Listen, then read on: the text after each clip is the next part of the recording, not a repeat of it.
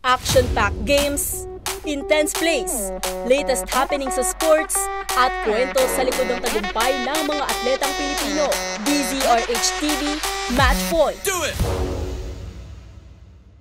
Sa mundo ng basketball, dalawang powerful matchup agad ang naghihintay para sa unang araw ng PBA quarterfinals. Dahil tapat ang Phoenix at Meralco ang matutunghayan sa Game 1, habang sa Game 2, ang mga pangmalakasang team na Magnolia at TNT Tropang Giga naman ang magbabakbakan. Susubukan ng Phoenix Super LPG Fuel Masters na makuha ang panalo sa laban nito kontra Meralco para maituloy ang kasaysayang ngayon na lang ulit nila natamasa ang twice-to-beat advantage mula noong 2020. At sa kabila ng pagiging lower-seeded team, inaasahang magpapakita ng magandang performance ang Meralco upang mabawi ang naging pagkatalo nito sa kamay ng Phoenix noong elimination round.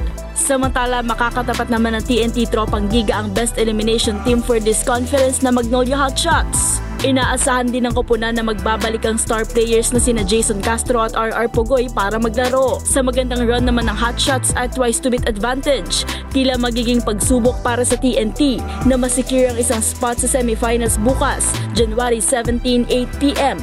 habang ang unang laro naman 4 p.m. ay para sa Phoenix at Meralco. Sunod naman ito sa Biyernes, January 19, makakatapat ng 2022-2023 Conference Champions na Ginebra San Miguel ang Northport Batang Pier. Habang sa parehong araw, makakatapat naman ng San Miguel Beermen ang Rain or Shine Elasto Painters. At yan ang Match Point mula sa kauna-unaan sa Pilipinas, DZRH. Ito si Mili Borja, tuloy-tuloy sa pagbabalita, tuloy-tuloy sa serbisyo. Sama-sama tayo, Pilipino.